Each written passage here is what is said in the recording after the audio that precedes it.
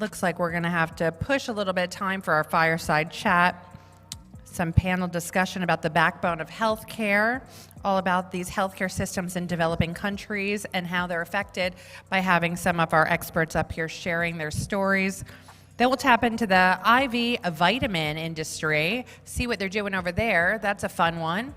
If you're not getting what you need from your food, could you be getting it from the IVs? Could be. Then we have a whole bunch of another great recognition awards to give out to some of our industry experts that are here, made all the way around the globe. So, and then we'll finish off today with a talk all about diabetes.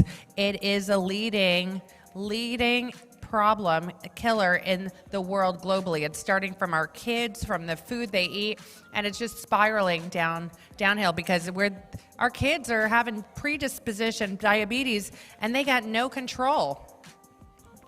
I'll talk about that further because I got 2 little ones and I'm a little frustrated by the gluttonous amount of salt and sugar available on a regular basis for this age group while they're developing faster than any age group in the world. So this is what's predisposition, unfortunately, for these types of diseases.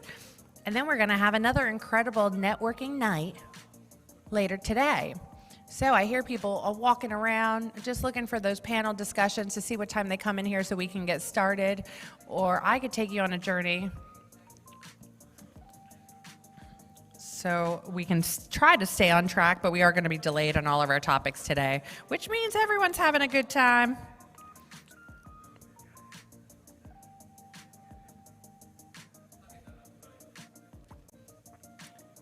We're going to get started shortly. Did anyone see the YouTube link? Anyone see that we're streaming live?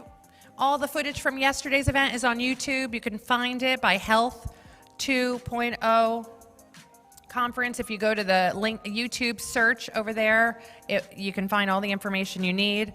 It's great because if you miss somebody, or if you want to go back to some of the content that was shared, you could watch it later on. So as I mentioned, any people you meet, snap a shot, take a picture, post it on LinkedIn, great platform, tag them so that every one of their connections can see you.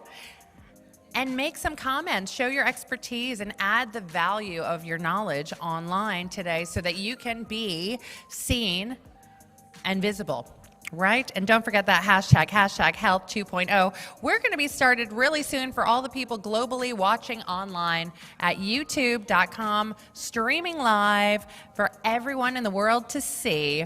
I'm excited to get our second half of day 2, onward and upward, as people slowly start to tinkle in. The fun thing about day 2, people have gotten comfortable. They met new people, and now everyone's chatting away. See, even half the room chatting away. This is all on camera. When we get to play today's day, I'm going to say, oh, yeah, look at all those people chatting away.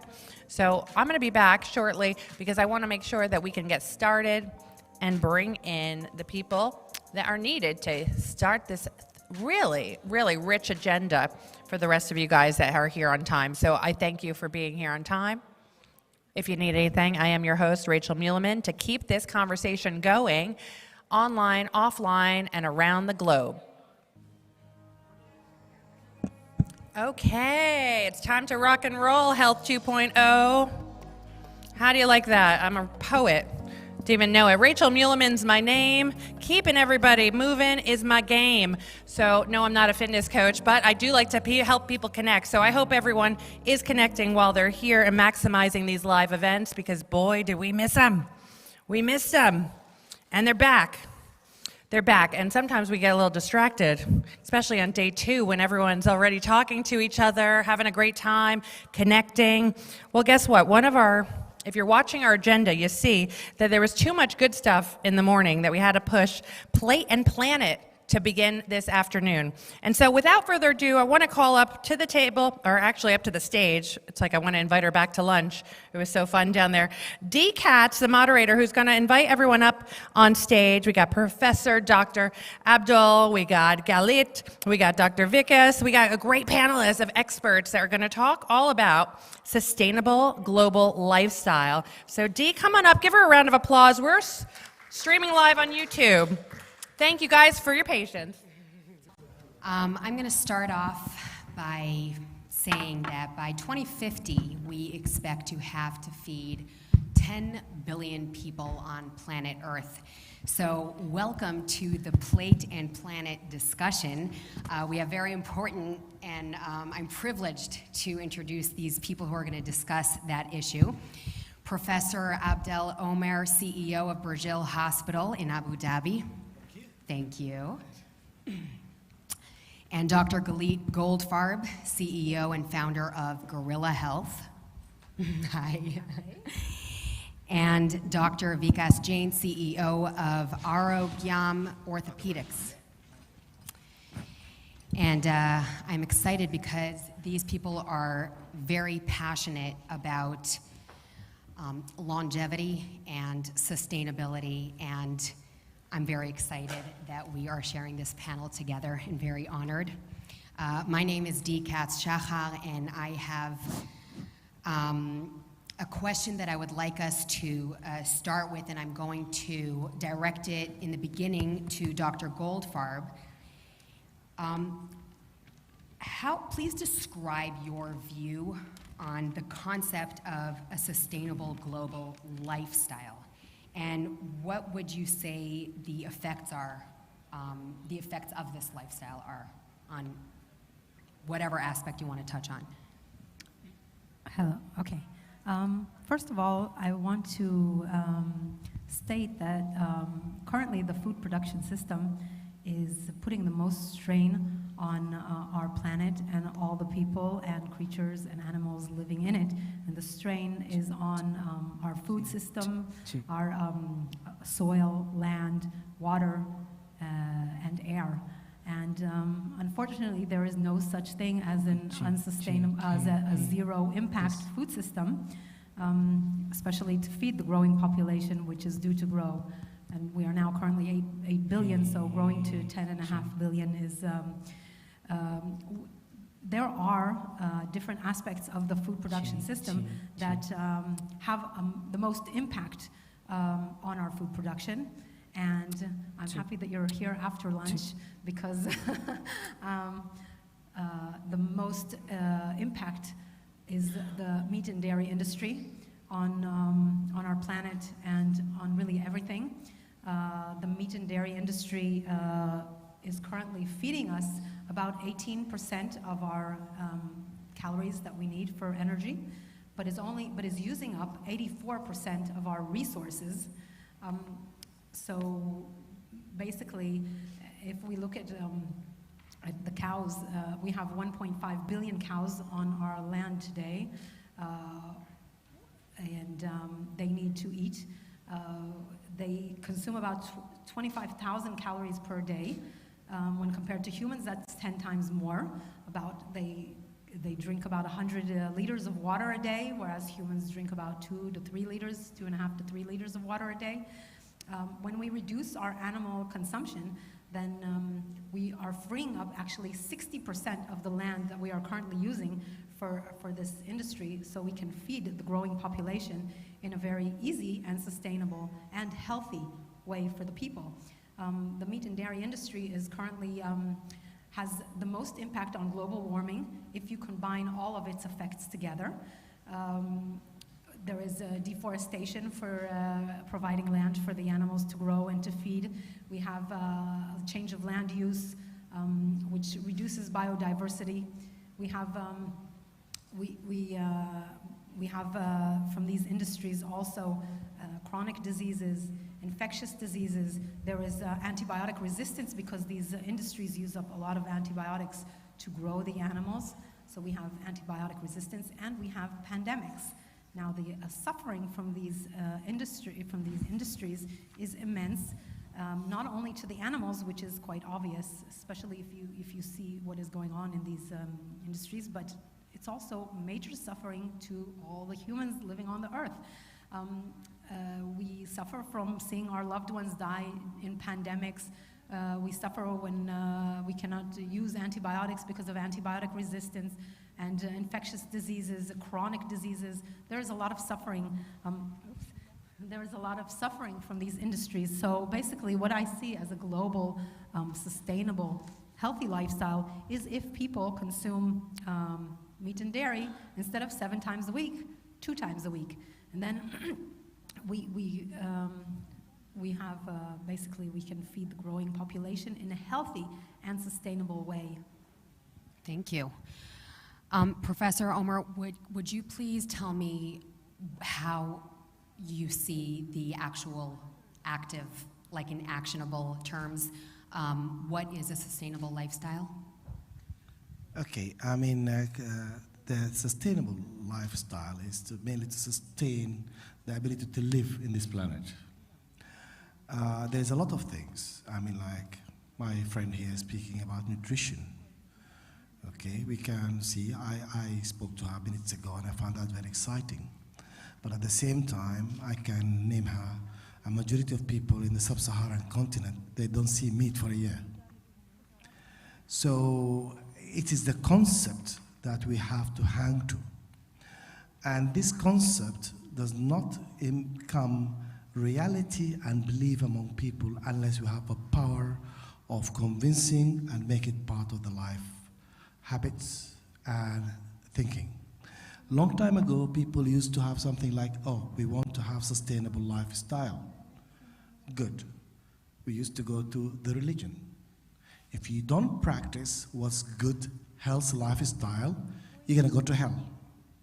Then majority of people will do that because they want to avoid going to hell. And your grandma said, don't do that, you are naughty, you're gonna go to hell. So it started to be embedded. Now, people in their mind and the diversity and integration of religion and beliefs, they start to believe in science. But science is very difficult to understand and follow. It's just a fantasy. She can give me all the figures. If I'm not a scientific thinker, I won't come to it. But we want to put it into regulations because people who believe in law do not break the speed limit.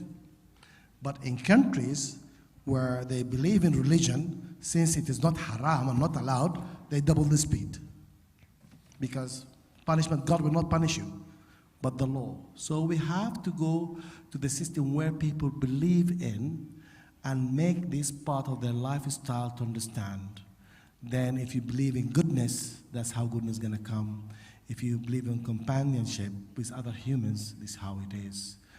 If you say, okay, I'm gonna have 1 steak a week, I'm gonna enjoy it because I believe of what the doctor here said, it's good for the planet, then we will supersede. I believe my way of things is to make people think, believe, and adapt what we want them to do or what is right. And then we take it from there. I hope I answered the question or I ran away from it. That was beautiful. Thank you. Right. And I'm also familiar with the way Dr. Jain looks at the holistic aspect of it all, and it's also very beautiful. So it continues actually your line of thinking, Professor Omer. Would you mind sharing it, Dr. Jain? Thank you, Dee. As we dwell into the plate and the planet concept, the whole idea behind the lifestyle and the lifespan, sustainability involves the health span, basically, right? And I'm very fond of equations, and so I always give equations to how we can have a sustainable lifestyle. There is a concept which I work on is Q and Q. So the Q and Q says quality and quantity, right? And so anything that around us, so when we say quality and quantity, the quality and quantity of air that you breathe, the quality and quantity of water that you drink, the quality and quantity of food that you eat. So when we talk in terms of plate and planet, there comes the concept of quality and quantity of food. So as Galit was saying, and as Professor Omer was saying, you know, we have to have an equilibrium between health, healthcare, environment, and the food per se. So you have to use the concept in a way where you are managing the quality and quantity of everything that is around us in the ecosystem which we consume for us to have a healthy lifespan or a health span, because that is where we are going to look at the things from longevity point of view. Because when what are we here for? You know, we want to live on this earth for a longer period of time, and we want to live healthy, right? We do not want to think in terms of living 80 years of life with half of our lives with lifestyle diseases. I think everyone agrees with that, right? And in order to do that, there are ways in which we will have to bring changes in our lifestyle in order to make and see to it that not only we'll live long, because even if you want or if you do not want, the technology, the pharmaceutical companies, the healthcare is going to see to it that you live 80 years.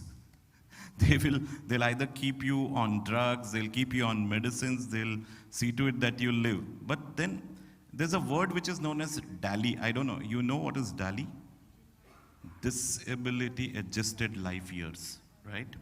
So are you thinking in terms of HALY, that's health adjusted life years, or are you thinking in terms of disability adjusted life years?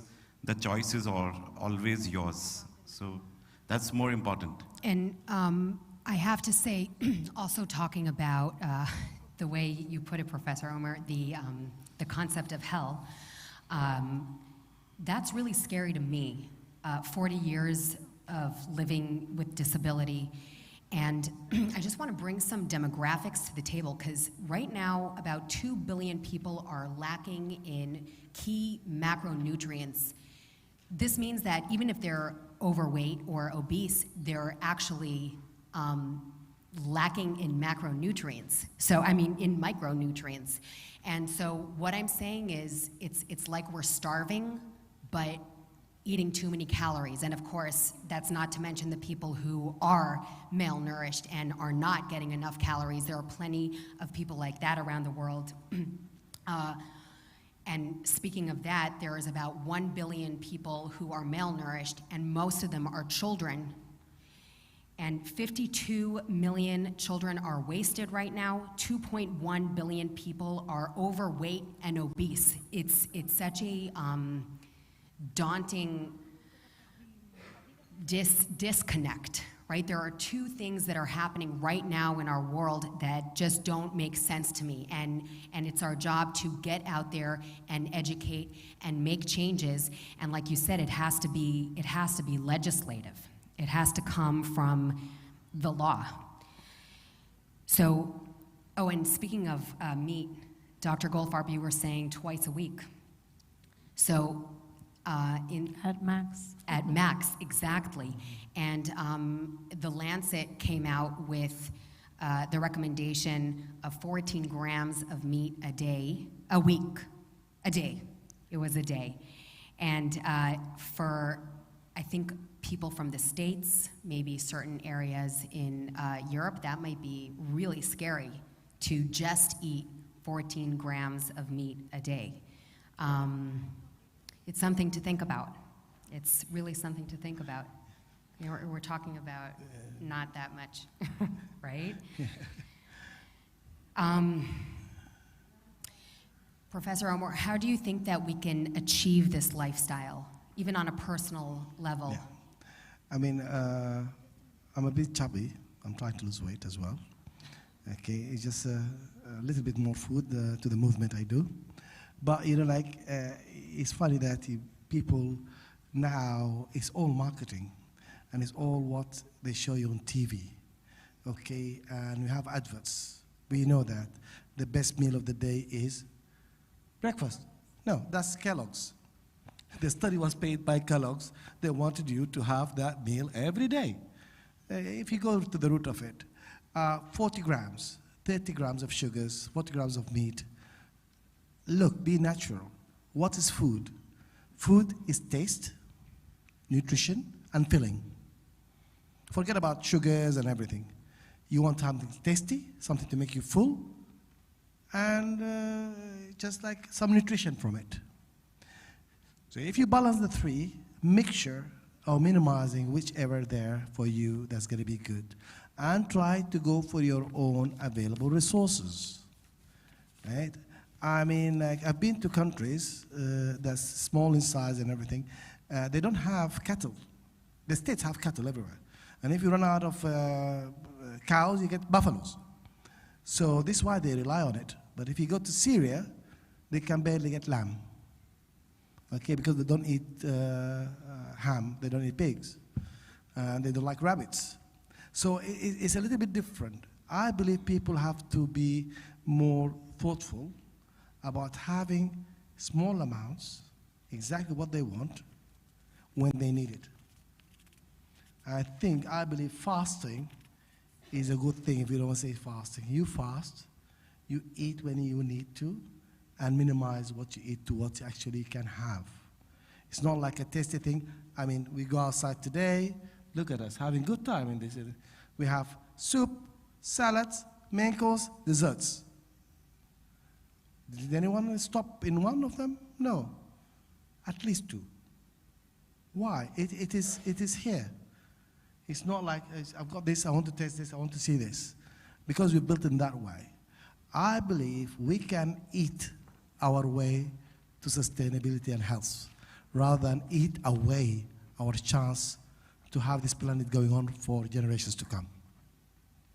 And also the idea of eating produce that is local.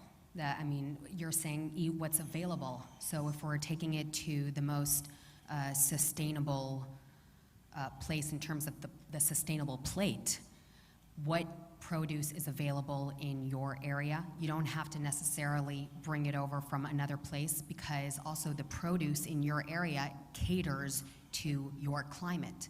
So if you live in a warm climate, your body is going to need what your produce is providing, right? And I'm not talking about the areas that really don't have a lot of produce. Of course, we need to help and send it over, but rather than just because of the luxury of I want a blueberry all year round, you know, maybe we can reduce that. Can I just say something? Of course. What you're saying is right. Look, UAE is a coastal country, very small, all of it on the sea.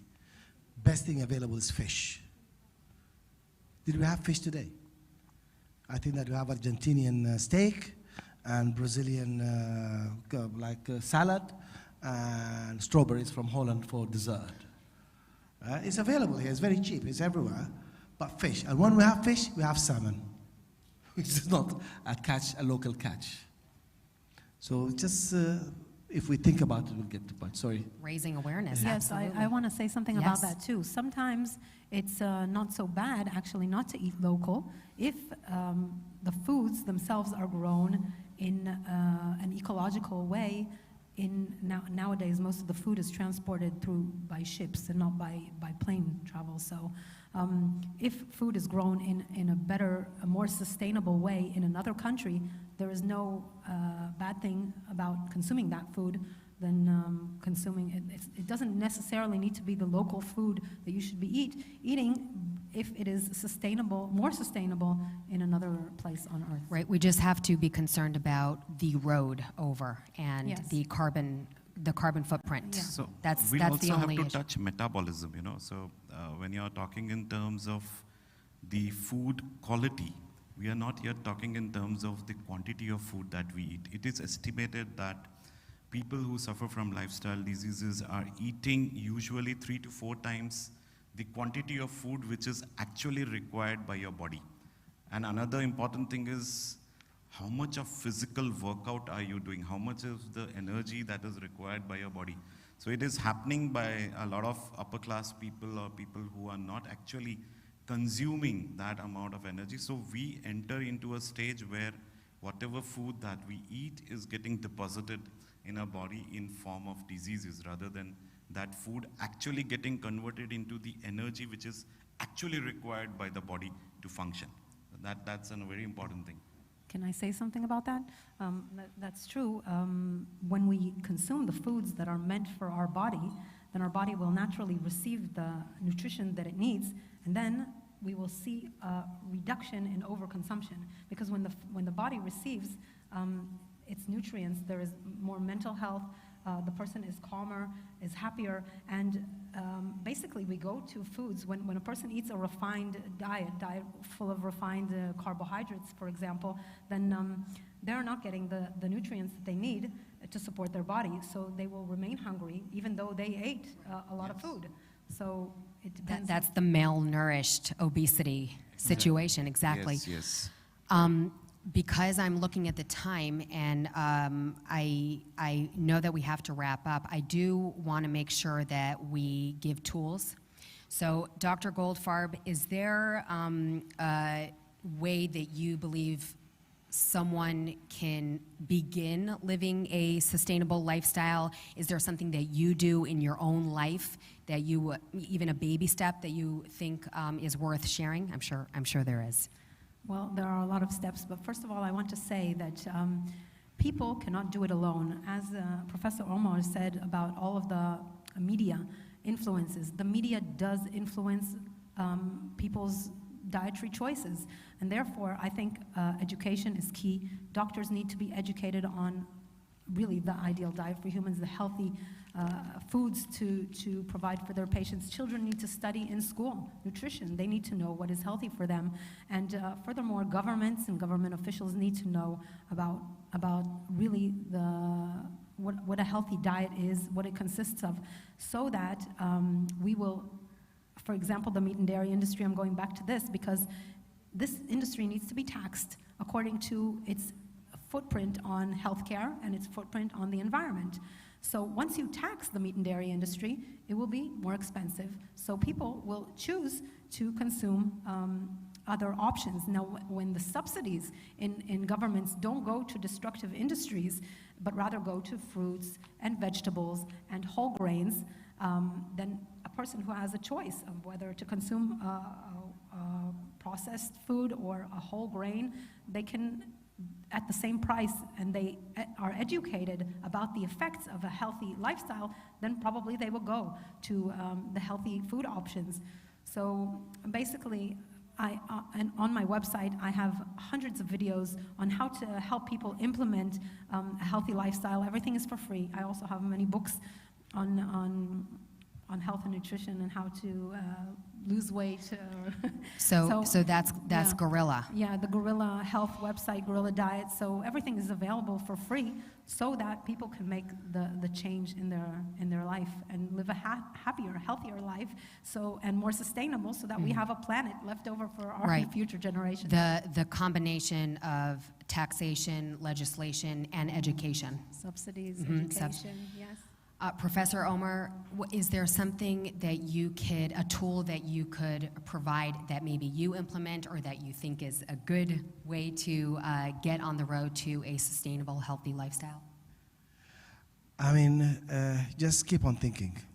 Do you want to have your planet on a plate and eat it? Or you want to keep your plate on the planet and enjoy it? That's the main thing for you. See, I knew you were going to say this punchline that's so I just knew it was coming. Thank you. Dr. Jain? So what I believe is that the birth and the death is not what we have in control, but it's the life that we have in our control, right? And it's the choices that we make. And if you really want to live long and healthy, you have to make the right choice as far as your lifestyle is concerned. Yes, and also in line with the planet on the plate. I just love that so much. I'm going to wrap up with some food for thought, no pun intended. because I find this mind-blowing. It's especially in the States where you see lands and land. Do I have a few more seconds? Just okay. So we have land in the States that is completely devoted to corn and soy. And I just want to leave you with this. 10% of so much land goes to human consumption. 10%. And 35% of the corn and the soy goes to ethanol for cars. And 45% goes to the animals to feed them, and then we then eat from the animal.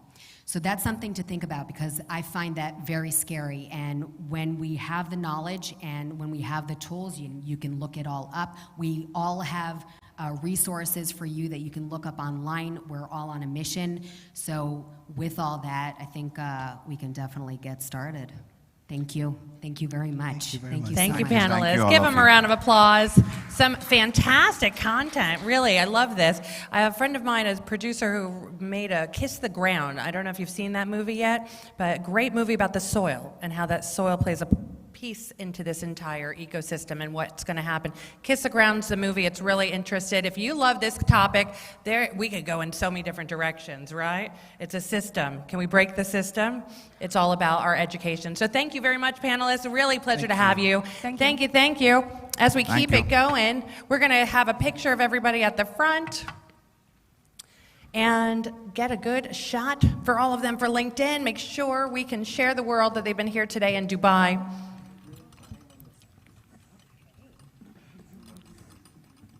Helping people one plant at a time. You know, I have kids. Who in the room has kids?